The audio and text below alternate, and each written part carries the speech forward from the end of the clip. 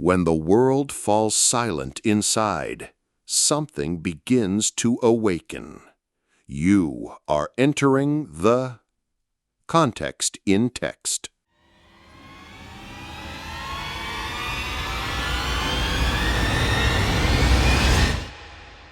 For a long time, I walked outside of myself, as someone who searches for something they can't name, but believes they'll recognize it when they find it.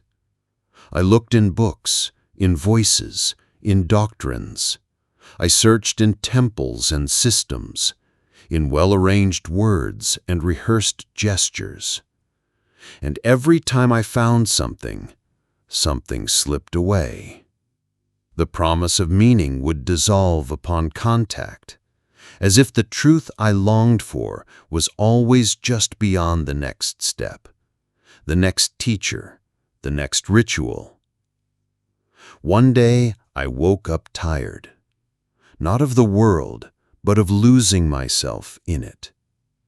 In that exhaustion, I realized I was living like a mirror turned outward, reflecting borrowed light, reflecting beliefs that weren't truly mine, reflecting hopes that didn't fit.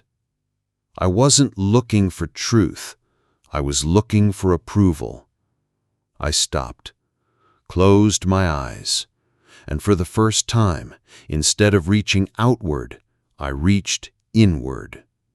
I didn't hear voices, I didn't see visions, but there was silence. And in that silence, something whole, something that didn't explain itself, but filled me.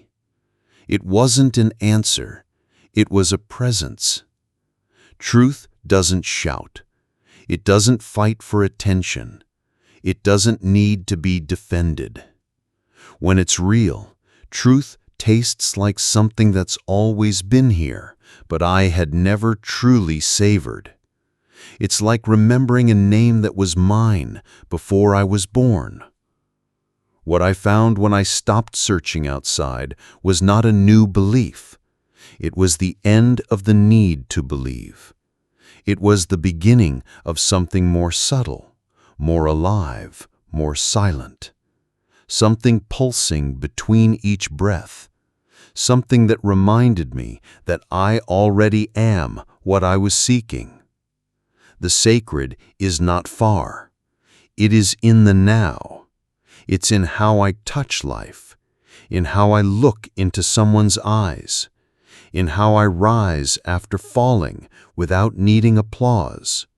It's in the quiet kindness I extend to myself, in the truth that needs no debate, because it was never meant to win. It was meant to be lived. When I stopped searching outside, I didn't become poorer in paths. I became more whole. I realized I don't need to follow trails lit by others when my own light, shy but sincere, has always been on inside me. The greatest teachers don't speak from stages. They whisper in my stillness.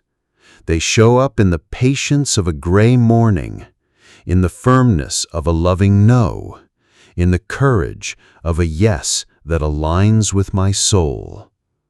Now I know the spirituality that sustains me doesn't rest on dogmas. It doesn't require dramatic sacrifices. It doesn't measure virtue by appearances. It blossoms when life is lived with honesty, with presence, with simplicity.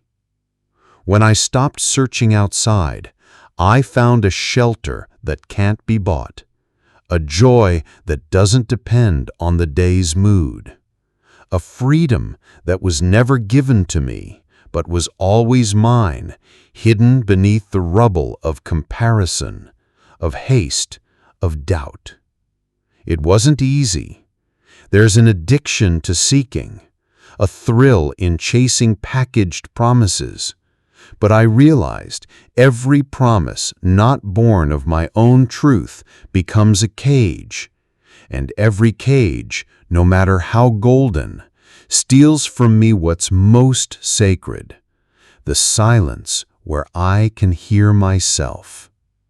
I no longer care to convince anyone. I don't need my faith to be understood. I don't need to prove it exists. It lives in how I live, in the peace I carry, even when things fall apart, in the presence I hold, even when no one is watching. I've found that there is something deeper than having answers. It's being at peace with the questions. There's something nobler than seeming wise. It's being truthful. And there's something more transformative than searching outside. It's fully inhabiting what already lives in me. People ask me, how do you trust without guarantees? How do you move forward without certainties? And I respond with what I now live. Trust doesn't come from certainty. It comes from surrender. Surrender from someone who's fallen enough times to know the ground is part of the sky. What I found when I stopped searching outside can't be put into words, but I can say what I felt: relief, a reunion, a home. Not a geographic home, but an ontological one. A place where, for the first time, I didn't need to pretend. Where my soul could say, finally, I'm home. Now, each simple gesture is a rite. Each silence a portal. Each moment a clean mirror. There is no more seeking, only presence. And presence is everything. In the end, what I found wasn't God with a name. It was the formless divine, the essence before belief, the eternal before time. And all of it was already here, within me. I only had to stop and listen and remember.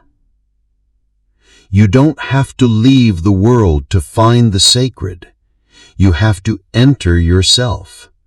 And when I entered, I found that the search ends not when an answer appears, but when I realize that I am the question and also the answer. This is context in text. If something moved inside me, I won't let it fade in silence. I take a deep breath and share the seed. I'll write in the comments what this awakened in me, and if it resonated, I'll let it echo. Like, share, spread the light. Together, we are weaving something greater than us. I'll subscribe, turn on the bell, because this is just the beginning. This is Context in Text.